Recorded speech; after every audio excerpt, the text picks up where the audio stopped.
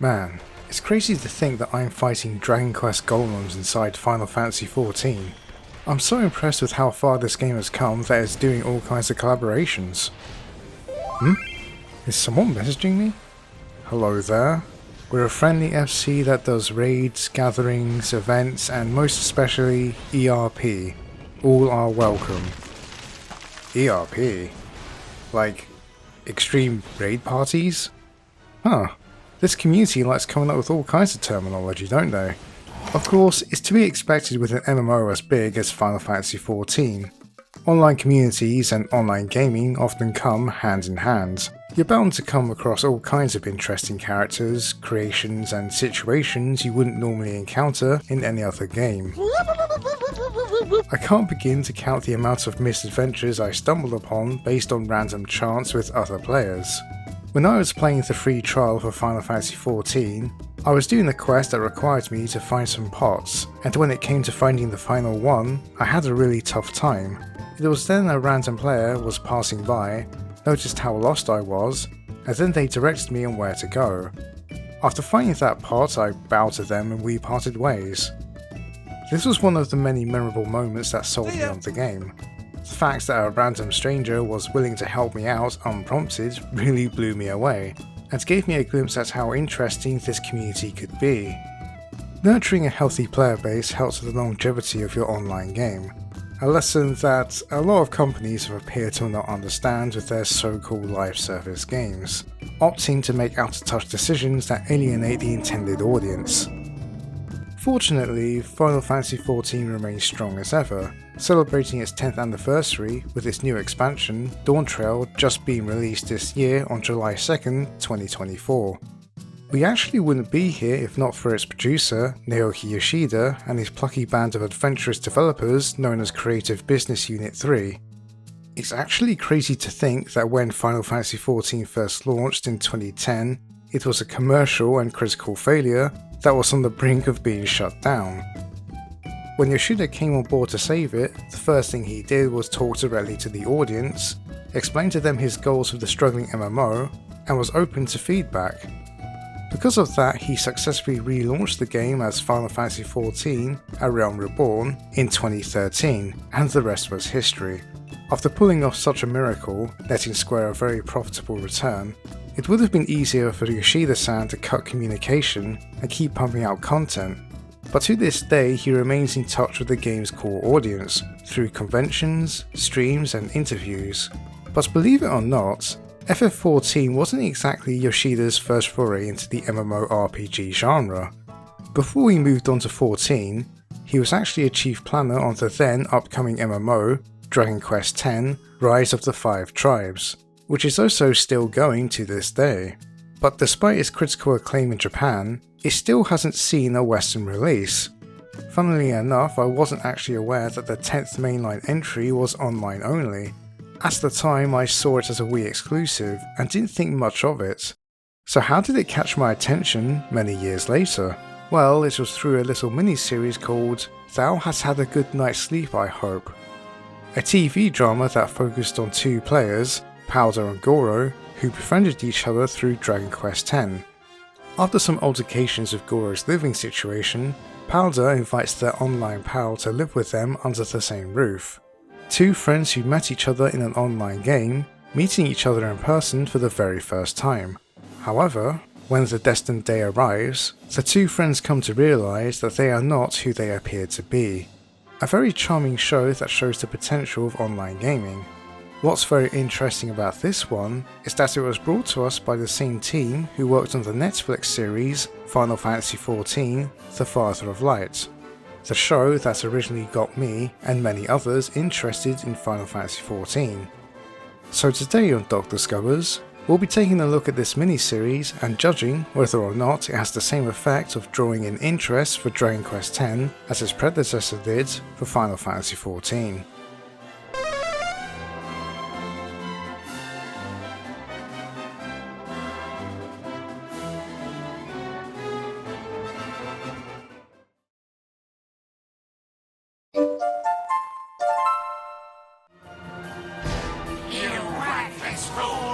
Prepare to be crushed. You will never What you're watching is the English trailer for Dragon Quest VIII Journey of the Cursed King, developed by Level 5 and published by Square Enix in 2004. Being a young lad at the time, I was aware of the series, even back when we used to call it Dragon Warrior, but I never really played the games until this trailer encapsulated me. I was going through a fantasy kick at the time thanks to the Lord of the Rings trilogy. At one point I was even hooked on its own turn-based RPG, The Third Age. No, I cannot explain why the final boss is literally the Eye of Sauron, but it was bloody hilarious. So a fantasy setting such as this was very much up my alley. Learning that the character and monster designs were provided by none other than the late great Akira Toriyama was the cherry on top. Seeing his art style fully realised in a 3D space blew me away, so I knew I just had to get it. Having a British cast for the English dub was also a pleasant surprise, which I'm noticing is becoming more common with games like the aforementioned Final Fantasy XIV, Sloppy, FromSoft's Soul series, and even Stellar Blade of all things. When I finally got my hands on Dragon Quest VIII, I was transported to a fantastical world of fun and adventure. Having already played other turn-based RPGs like Phantasy Star and Final Fantasy, I immediately got to grips with the mechanics and had a great time. Unfortunately, I don't remember finishing it, which is a crying shame based on what I heard from fans of the franchise. I'll be honest, I'm more of a casual fan. I would pick up whatever Dragon Quest media interested me at the time. I'd played spin-off games like Dragon Quest Heroes and my personal favourite, Dragon Quest Builders, and I'd always come away with a positive experience. I even read the manga, The Adventure of Dai, that happened to be written by Kamen Rider veteran screenwriter Riku Sanjo, so in between these bouts, the news of Dragon Quest X kinda slipped under my radar, especially with it being a Wii exclusive at the time, and at that point I already dropped out of the console war and stuck strictly to PC gaming. The upcoming MMO was to use Square Enix's in-house engine, Crystal Tools. In fact, it's the first and only game outside the Final Fantasy series to use this engine.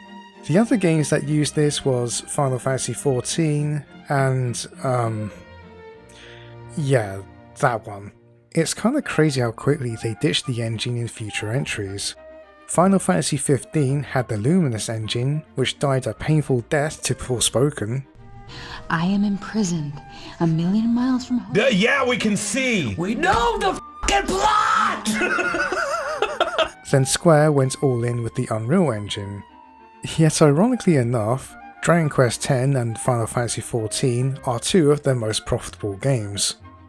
The team decided upon the Wii as the initial platform for the game because of its popularity and massive install base in Japan, but they plan to develop newer versions of the MMO for any possible platforms in the future. I have to appreciate how ambitious they were to develop an MMO for aging hardware like the Wii. I mean, it's not outside the realm of possibility since Final Fantasy XI was able to run off the PS2 back in 2002, but considering the Wii U was right around the corner during Dragon Quest X's release, I have to give credit where credit is due. They stuck with it until the time is right to move on to more modern platforms. By 2014, the game sold over 1 million copies across all versions, but that's actually not the only event that occurred in that same year.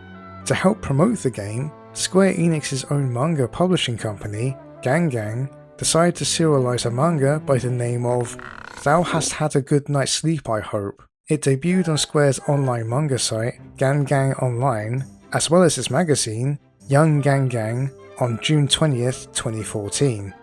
It was written and illustrated by veteran mangaka Renjiro Kindaichi. Well known for romantic slice-of-life comedies such as La La La and Liar Liar.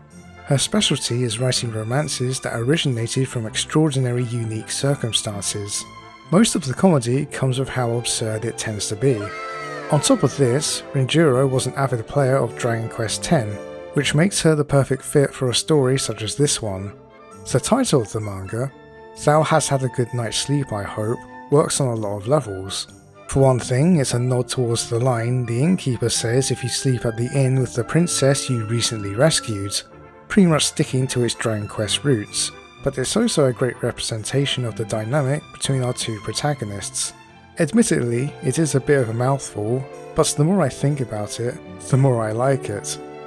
In the first few pages of the chapter, we're introduced to the character of Powder, a female puppet who adventures around the land of Astoltia, the setting of Dragon Quest X. The player behind the character is a Dragon Quest fan who was actually quite skeptical of the newest entry being an online RPG, with this being their first time playing the genre. Over the course of their time, Powder ended up befriending people and playing the game alongside with them.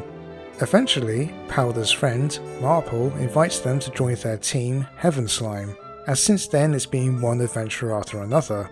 The game eventually became part of Powder's daily routine. It is then revealed to us that this cute little puppet is actually played by a guy. Who would have thought that in a male-dominated hobby that some of them would play as a female character? Well, don't worry, you wouldn't catch me doing that, that's for sure. In this story, it's actually much more than creating a female character and snapping cute pictures of them. Powder takes it to another level. He's what society would call a nekama, a Japanese term for male participants who represent themselves as female on the internet. We, have our own term for it, though it has more negative connotations. Fortunately, in this case, it's a lot more innocent than you expect. It's pretty much a guy getting into character for the sake of immersion. Think of it along the lines of a D&D player role-playing to their heart's content. As Powder got more comfortable with Team Heaven Slime, he eventually revealed he was a guy. Some of the members were quite surprised, while others were like, "Oh yeah, me too." At the same time, we're also introduced to the male ogre known as Goro. Powder was actually revived by Goro on the field, and the two became good friends ever since. So much so that they're comfortable enough to talk about their real life. Goro reveals to Powder that the lease to his apartment is going to be up soon, and wasn't sure if he should renew it or move somewhere else. Currently, it's been a pain for him to get to work because he has to transfer trains. Powder himself lives in an entire house that was left to him by his grandfather, and figures out that the station closest to Goro's workplace is just one train ride away from his home. Because Powder feels like he can trust Goro, especially when he barely reacted to him coming out as a guy, Powder offers him a place to stay as his first ever roommate. Days later, Powder is seen walking to the train station they agree to meet up at, speculating what kind of guy Goro is in real life. But when it comes to the destined meeting, it is here that we're fully introduced to our two main protagonists. Powder is a 22-year-old bookstore employee by the name of Takumi Sasuke. And because of his first MMO experience, it's landed him in this dilemma where the cool ogre Goro turns out to be a girl called Miyako Okamoto, who works at a nail salon. Takumi isn't just shocked that Goro is a girl, but she also happens to be the kind of girl he's not really fond of. Miyako is what they call a gyaru. Gyaru is a fashion subculture that's all about being nonconformist and rebelling against the traditional image of a Japanese woman, where women adopt clothing and styles that are inspired by the West. It had its simple origins back in the 1970s when the term was simply Gao. But in the 80s, during the height of the economic bubble, Gyaru subculture shot up in popularity and has pretty much stuck since the 90s, resonating the most with teenage girls. I remember back in the early 2000s when Gyaru first hit the internet. It was immediately ridiculed, memed on, and filed under another case of "Japan is so random." However, as more people began to understand it, it became more acceptable over time, even appearing more often in manga and anime. The reason why Takumi is very hesitant is because he had to deal with Gyaru girls and the like ridiculing him at school for his nerdy hobbies, often seeing them as stuck up and obnoxious. When the two interact for the first time, it's as awkward as you expect, with Miyako coming off as quite standoffish. But what I think the story does very well is subvert our expectations. After all, we're seeing this from Takumi's perspective, and through him we share his preconceptions. But despite the reputation Gyarus have, Miyako is actually quite normal. In fact, she's the most reasonable out of the two. While Takumi is very much on edge about the idea of him living with a girl, she points out that she wouldn't have accepted his offer if they weren't friends in the first place, noting that she knows Takumi is a good guy underneath based on their past experiences online. There's actually a nice little message behind her gesture. At the end of the day, these two friends liked each other for who they were, despite not knowing their true identities. When you're playing online with friends or random people, who they are in real life is irrelevant. It's about their personalities and the way they interact with you.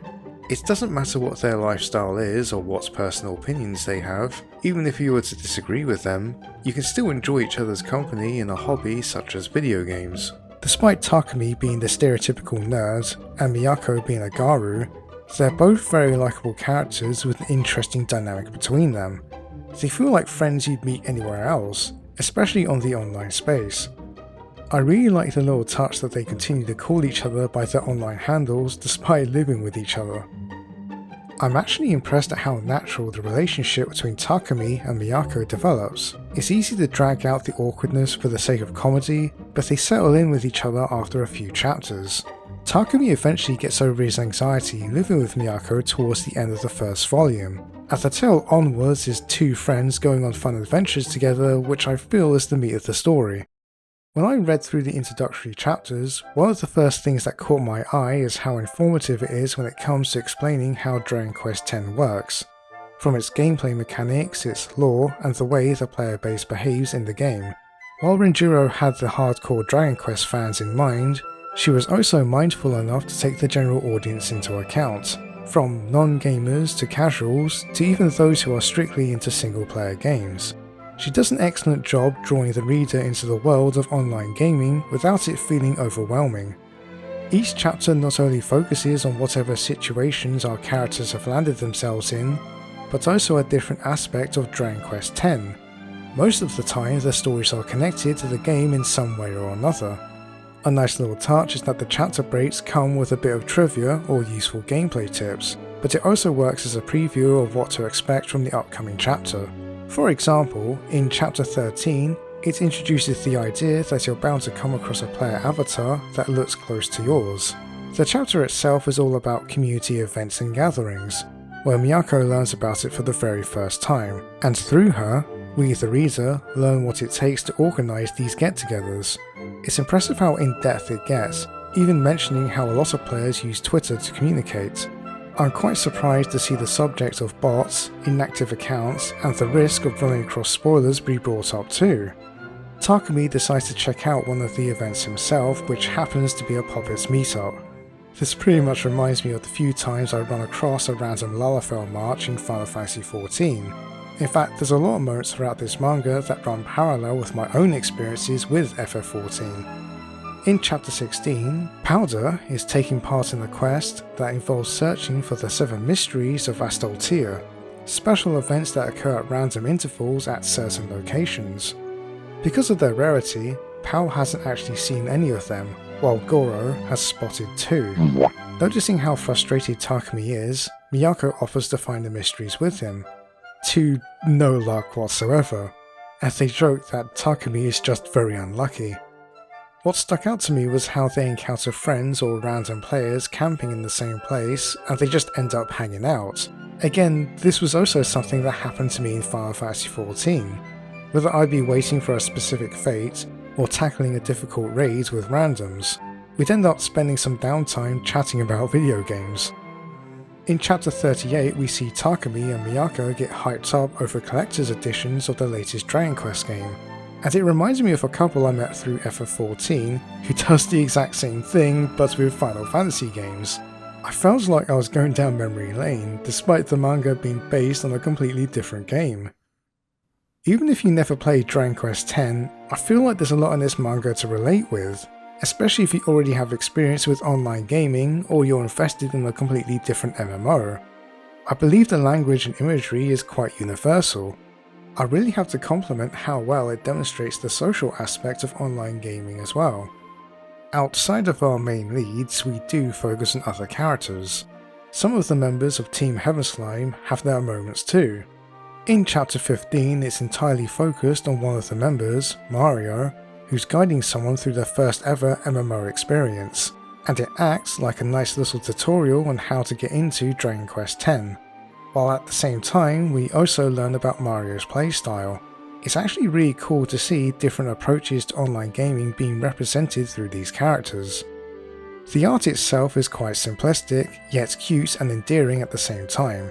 Renjiro's strength is in her characters. She has a fun way of expressing their personalities, which can range from small and subtle touches to outright comical. Holy Jesus. What is that? One thing I'm very impressed with is how Renjiro was not only able to emulate Akira Toriyama's iconic art style, but is able to adapt it to her own.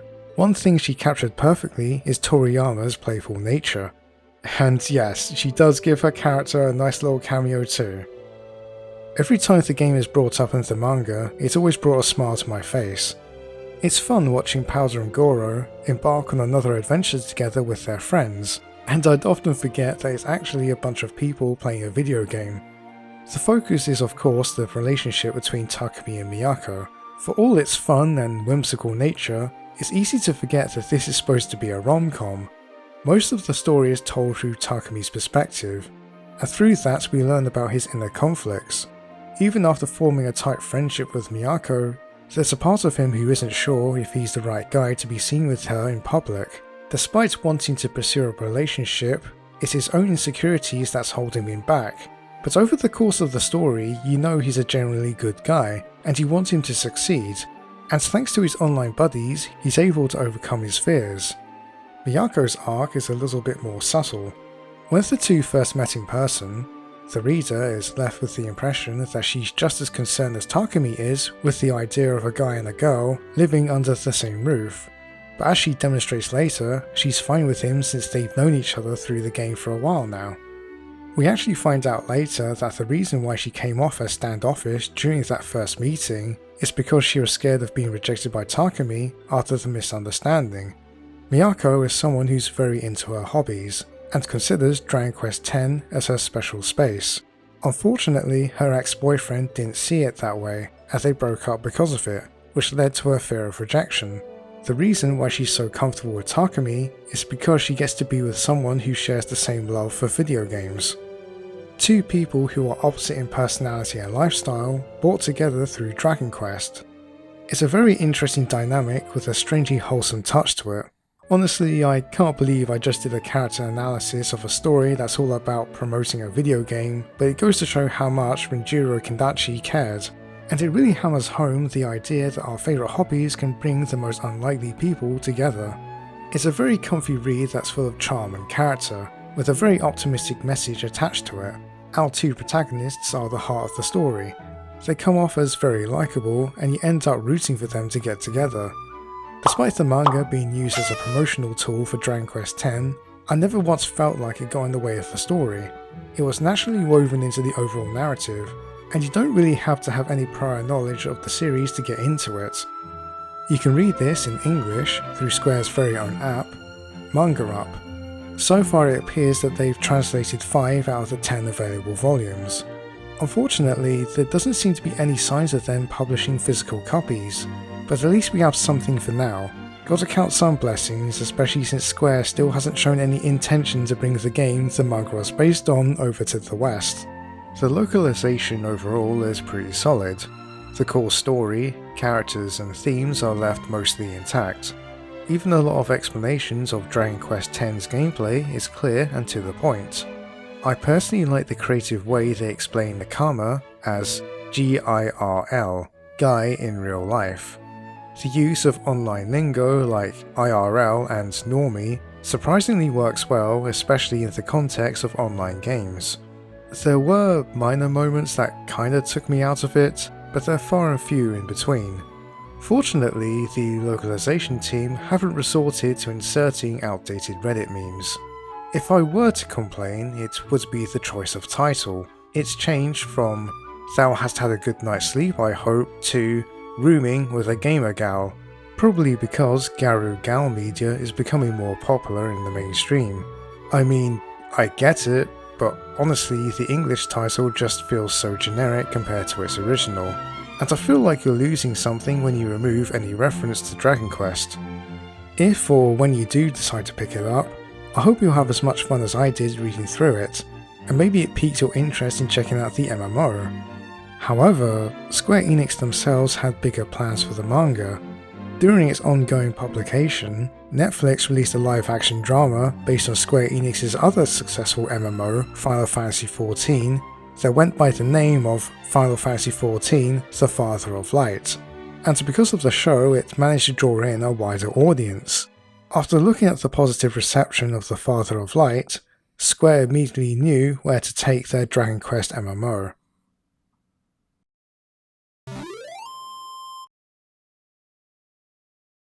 Before we move on to the... Huh? Who's messaging me this time? If you enjoy this kind of content, please leave a like and a comment, maybe consider subscribing and ringing that bell for more... Okay, yeah, they're shilling their YouTube. Wow, what kind of person is advertising their channel like that, especially in the middle of a video? Anyway, as I was saying, before we move on to the show, I'm going to take a slight detour and explain a very important figure in this story, a Japanese game blogger by the name of Maidy. If you see my documentary, The Legend of Maidy and the Father of Light, then you already know who this guy is. And if so, consider this video a bit of an expansion to that story. If you haven't, I'll try and give a brief summary. Maidy opens a blog back in 2009 to cover the world of online gaming. Because of the positive experience he had with the player base of a now defunct Gundam MMO, he realised that there's so much potential in online games and the community that inhabits them. Every day he'd blog about all kinds of MMOs, even some that a lot of people probably weren't aware of.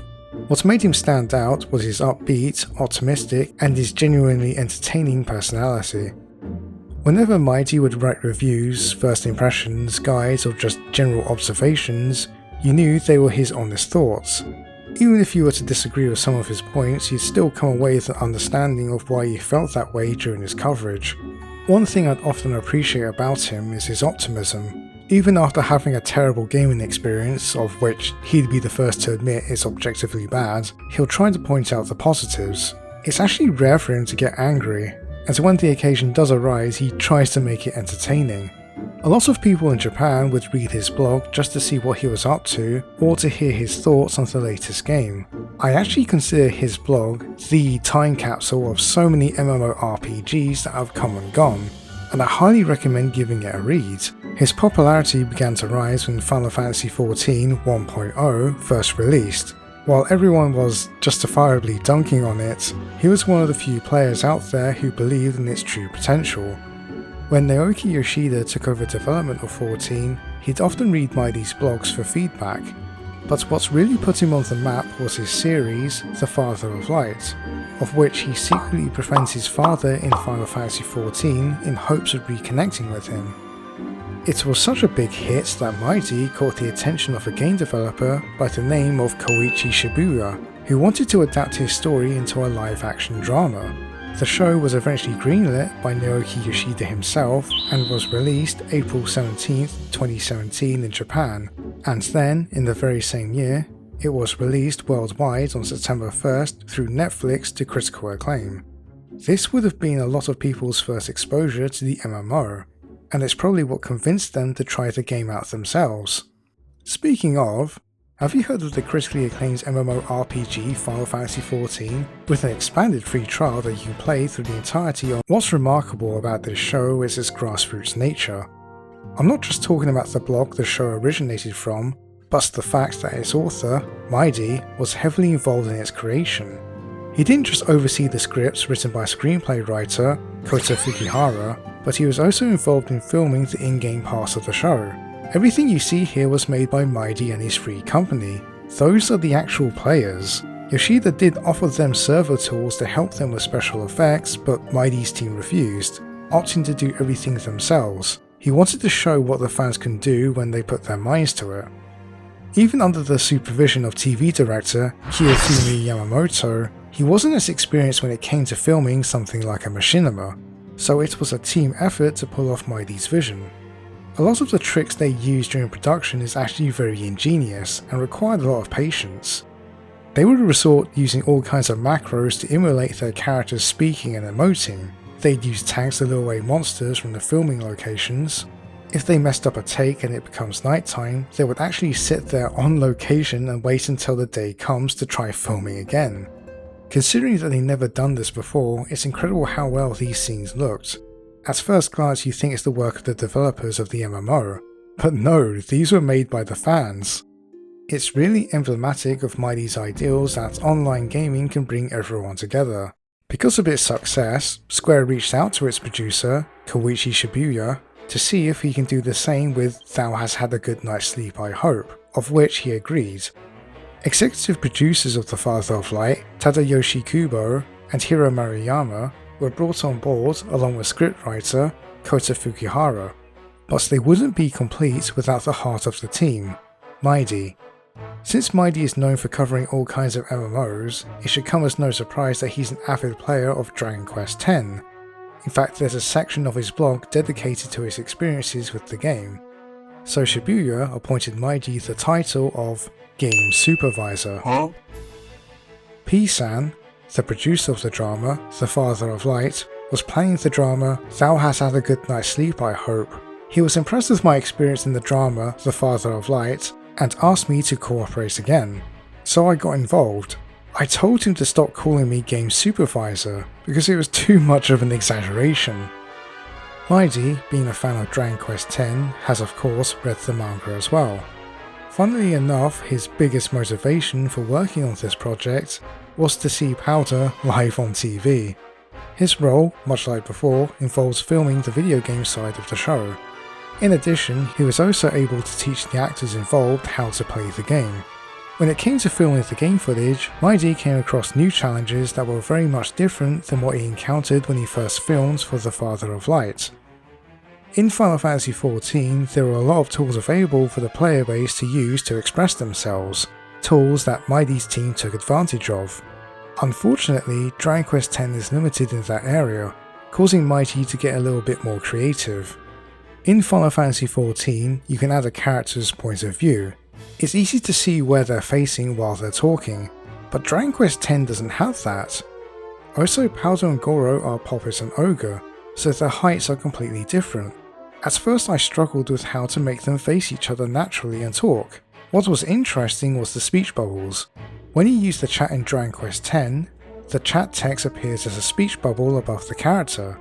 This was also used during filming. Maidy also took into consideration people who haven't played the game before. In the game's turn-based combat, regular players would select commands in quick succession, but Maidy realised that the general audience would get lost very easily, so he decided to slow it down for the drama. Powder, Goro and Team Heaven Slime were all betrayed by Maidy's friends, so it's touching to see them help him out again. Having passionate fans on board an adaptation can go a long way. Especially with this much thought being put forward, it really demonstrates to the fans that this project is a labour of love. In the lead up to the show's release, Maidy was also in charge of promotion, taking control of its official Twitter and posting a few behind the scenes shots. He even went out of his way to get a figurine of his Dragon Quest X character created as a physical representation of himself. You gotta appreciate the dedication there.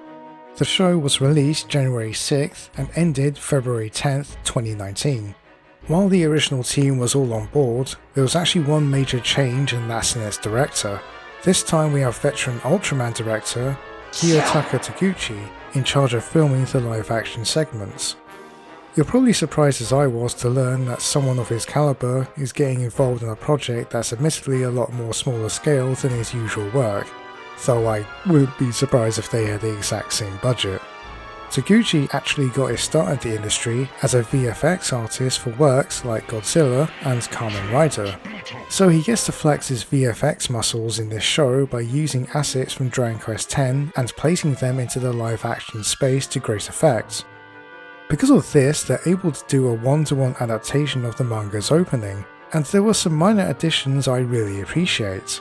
As we see Powder walk to the meeting spot, she bumps into two Garou girls, where she states her dislike for them, which adds an extra layer of irony to the upcoming reveal. For our two leads, Takumi and Miyako, they would be played by Amane Okiyama and Tsubasa Honda respectively. Meanwhile, their online avatars will be voiced by veteran voice actors Rei Kugiyama as Powder and Hiroki Yasumoto as Goro. Amane Okiyama was already a fan of Rinjiro Kendachi's work, but he wasn't really a gamer, so he took it upon himself to play Dragon Quest X to get a good understanding of the game before filming took place. Hey, remember when actors actually put effort into researching their roles? I wonder what happened to that. When he played the game himself, he was quite surprised to see everyone exploring the game in groups. Every time he passed by random players, he'd wonder, how can I do that? Then continued the story on his own, admitting that he was very shy while playing it.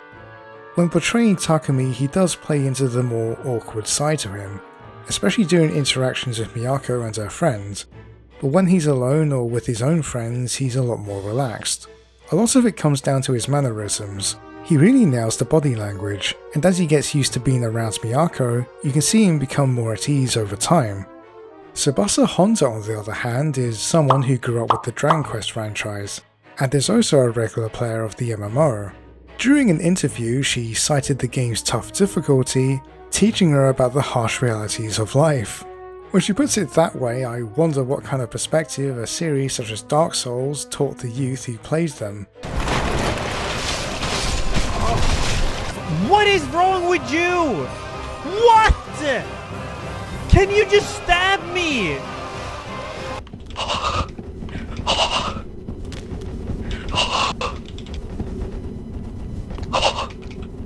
This is one of the few times I could say someone is perfectly cast for the role. I'd say Honda's performance is one-to-one of her manga counterpart, and I could be bold enough to say that she's the heart of the show. She brings a lot of energy to the character, from her playful nature, her caring attitudes and friendly demeanour. When she has to hit those dramatic beats, she hits it out of the park. There's just a lot of warmth behind her performance. There's a moment in the show where Powder and Team Heaven Slime give her a surprise birthday party, and you can see on her face how touched she was by such a kind gesture. Funnily enough, the actress had similar experiences with Dragon Quest X, where her team would celebrate anniversaries and birthdays as well. They would even organise welcome parties for newer members. There's actually a very clever and subtle touch Maidy put in the show that I think a lot of people can easily miss. When we watch Takumi play the game, the camera is facing Powder from the front, but when we watch Miyako's perspective, her camera is behind Goro. I best let Maidy explain his reasoning for it. In the show, the playstyles of Takumi and Miyako are very different. Takumi is a laid-back enjoyer, while Miyako is a serious player, who's enthusiastic about the battle content. When capturing game footage from both their screens, Miyako's screen was shot from a perspective where the character is seen from behind, while Takumi's screen was shot with the camera turned to the front to face his character more clearly. People who love their characters often like to look at them, right? I tried to show that habit. The supporting cast do a great job in their roles too. The characters are put to good use and very much involved in Takumi's character arc. The main highlight is Miyako's ex-boyfriend, Takashi Shoda, played by Kamen Rider actor Yu Inaba. You would think that he would become a sort of rival to Takumi, but instead Takashi approaches him in hopes of learning more about Dragon Quest X so he can understand Miyako better.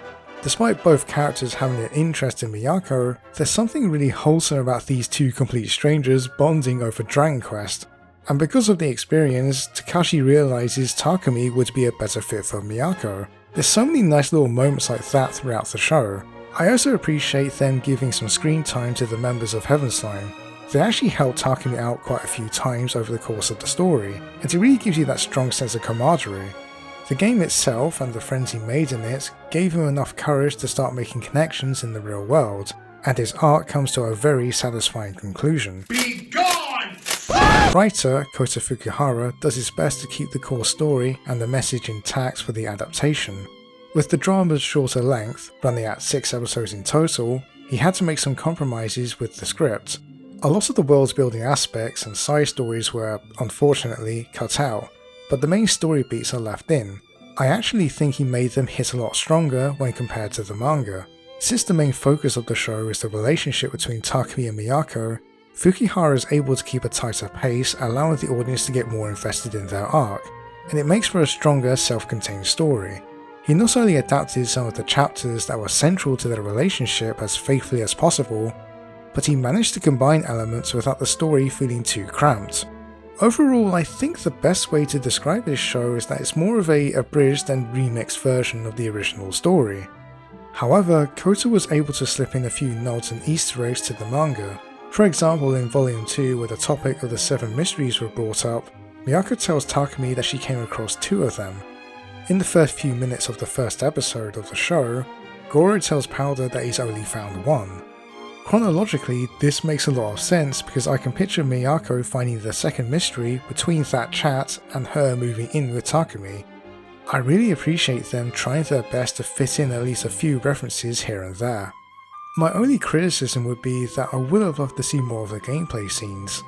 I know that the point of the story is about the people behind the online avatars, but if I were hazard to guess on the ratio between live action and in-game footage, it would have to be 70-30, which is a bit of a bummer, especially compared to the Father of Light's 50-50, which I felt struck a perfect balance. I do wonder if that's because it was a lot more limited for Maidy's team when trying to perform in the game, but I still think they did a good job with what they had, so it's sad we didn't get more. Now the real question is, does this show do a good job getting the audience interested in Dragon Quest X? Well, that may vary. When I first watched this, I really liked the story and the message it was telling, so much so I actually went looking into the manga before the game it was originally promoting. It wasn't until I read it that I fully understood the appeal of the MMO, so I guess I took the long way around. Now, do I consider it a faithful adaptation? I'd think so, yeah. Even if it's abridged, I still think they told the core story very well, as there were quite a few moments I recognised from the original. The manga itself was actually still going during the show's release, so it pretty much covers the story up till Volume 5. I'd still recommend reading the manga in full because it goes into a lot more detail, and you'll enjoy a lot of the slice of life elements of the story along with its side characters. I think what they nailed most especially is the message that it doesn't matter who you are, what you believe in or where you come from, you can form bonds with other people over your favourite hobbies. Right now the only way to legally watch this is through the Japanese streaming service Unext, but considering the manga is in the midst of localization, I'd like to think that there's a small chance of the show getting a Western release on Netflix like Father of Light did. If, or when it does come out and you fancy checking it out, you'll be in for a short, sweet and very wholesome time that's bound to leave you with a big smile on your face. Even as a non-gamer, I think there's a lot you can enjoy. And who knows, maybe it will leave a big enough impression to check out Dragon Quest as a whole.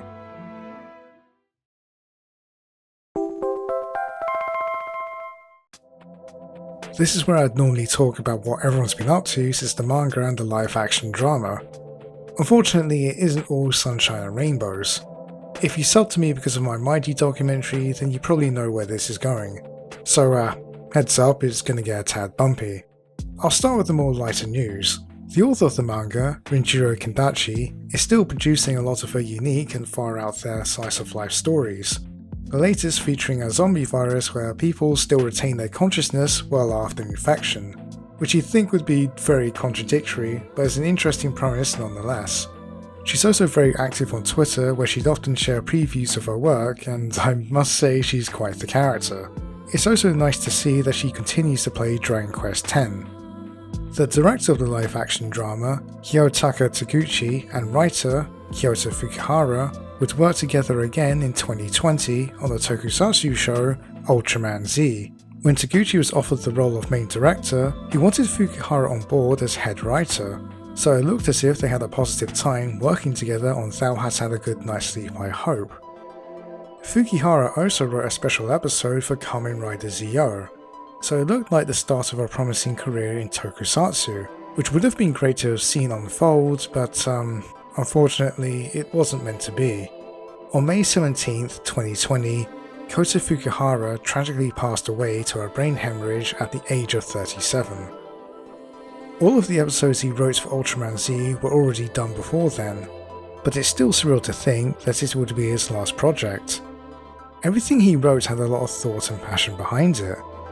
Looking at his trajectory, I could have easily seen him as a head writer of a season or two of Kamen Rider. Heck, I think he would have been up there with great writers like Tokishi Inoue, Riku Sanjo, and Yuya Takahashi. I mean, he couldn't do anything worse than whatever this was. It just stings seeing someone so talented be taken so soon, and I always appreciate the work he did on The Father of Light. I hope he can rest easy knowing he left behind some inspired works. But unfortunately, the bad news doesn't end there. Maidy, the author of The Father of Light and director of all the in-game scenes, passed away on December 6th, 2020 to cancer. What's even sadder is that his father, the man at the centre of Maidy's tale, just recently passed away this year, 2024. It's still really hard to believe he's gone after all this time. He was actually one of the few content creators I looked up to, and funny enough, I never knew his real identity. I don't think the general public ever did. The cat girl he used to portray himself is what we all saw him as, and at the end of the day we liked him for his personality. The fact that one person had the drive and passion to make a work that's beloved enough to get a book, live action show, and movie is downright admirable. In the original documentary, I stated he was a very important figure in the Final Fantasy XIV fandom that deserves the recognition for his work, but after going through his time with Dragon Quest X and Thou Hast Had a Good Night's Sleep I Hope, I began to realise he's a lot more than that. I personally believe he represents the best of what MMOs and its strong communities have to offer. Maidy originally opened his blog with the intention to show the wonderful side of online gaming and its potential to bring people together through their favourite hobbies. He didn't just focus on games from his native country, he was also willing to give Western games a shot too. The most recent example would have been VR chat. Despite the language barrier, he still managed to make friends with people from around the world, and experiences like that is probably what kept him blogging. Ever since I released that documentary, I'd still get messages from random people telling me how Maidy's story got them into Final Fantasy XIV. Others would share their own stories about how they met friends and loved ones through the game, and that's amazing. Even I met a lot of amazing people through the game, people who supported me through thick and thin, and it's at that point Maidy's message finally clicked with me. No matter the game, I've watched communities come together when it matters. Events, parties, and even memorials. It was only just recently when Akira Toriyama tragically passed away, the player base from Dragon Ball Xenoverse 2 gathered together to honour his memory. It's moments like this that really show the true potential of MMOs and the like. It's maybe naive to believe this, especially in an era of divisiveness, and of course there's always a chance of coming across a weirdo or two, but it's a really nice thought to have. I think more than anything, Maidy wanted to share his love for these games, knowing that the positives will always outweigh the negative. As I was working on this video, one of my dear friends brought to my attention a very familiar looking NPC who appears in the new FF14 expansion, Dawn Trail. Then, as more people played the expansion, I got a lot of messages from people informing me of the same news. I've also seen the Japanese fanbase post pictures of their characters sitting next to the famous Maidy cat. It's just extremely touching to see Maidy immortalised in the game he believed in from the start, and I'm so happy to see more people acknowledge the legacy he left behind. One of the reasons why I made this video is because I'm sure a lot of people didn't know about this manga, the show, or the work that went behind it. When I talked to one of my best friends, who is a massive fan of Dragon Quest, he sort of just stared blankly at me as if I was making things up. I asked other friends who were fans of the franchise, and they were pleasantly surprised to learn that there were Dragon Quest content they weren't even aware of. What makes Thou Hast Had a Good Night's Sleep I Hope and The Father of Light so special is that they were products of a very devoted fanbase, from its simple origins all the way to its creation. They demonstrate that when fans come together for the love of the hobby, they can end up creating something amazing. And it reminded me of simpler times where our hobbies united us. You know, before corporations started battering them to death and dividing us. With Dragon Quest X lifting up its IP ban in North America in 2019, I've been seeing more people play the game and even record their own experiences. There's a community out there that has dedicated their time to write up guides for those who are interested in playing the game. Even more impressive is that this community have gone out of their way to translate the game into English. Once again, it always comes back to the fans to pick up the slack, and I hope one day Square might finally consider bringing the game over worldwide. They did make a Dragon Quest X offline version, but I feel like you're losing half the appeal of the game. I don't know, it's probably a nice alternative for single player gamers, so there's that. I recently came across a blog called Ryan's Quest dedicating to reviewing and sharing his own experiences with the Dragon Quest franchise. He has an entry called My Dragon Quest X Journey that details his entire experience with the MMO from the perspective of a non-MMO player. In fact, his only experience was Guild Wars, which hits close home for me considering my own MMO history. But it's a really excellent read detailing what it took for him to get in, the gameplay mechanics, what convinced him to buy a subscription, and how much he continues to enjoy the game to this day. It actually reminds me a lot of Maidy's blog, so it's great to see more people like this out there in the online space.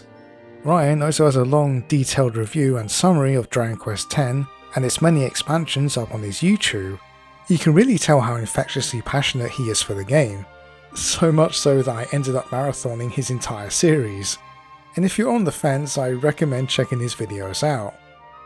While I only have enough time to dedicate myself towards one MMO, I actually really like what I've seen from Dragon Quest X, and I can see why it's garnered such a passionate fanbase. One thing that is obvious is that even if you're a Final Fantasy or Dragon Quest fan, what unites us is our love for the game and the community it nurtured. Even after a bad day, there's always that comfort knowing that you can log into one of these games and go on another grand adventure with your friends. Even if you're more of a solo player, you'll never know what kind of special experiences or people you'll run across. I guess at the end of the day, the real Dragon Quest were the friends you made along the way. Thanks for taking the time to watch today's video. It really means a lot, and despite being a casual Dragon Quest fan, I hope I was able to bring something interesting to the table. If you enjoyed this, feel free to check out the rest of my channel, and if you like what I have to offer, then hey, I'd appreciate it if you subscribe. If you're curious about Maidy-san, you should be able to find my documentary, The Legend of Maidy and the Father of Light, on my channel as well. Next time on Dot Discovers, I'll take a look at a Star Trek fan who decided to make his very own fan series. What sets this apart from many others is the amusing way he decides to incorporate elements from many other sci-fi shows and games he also happens to be a fan of.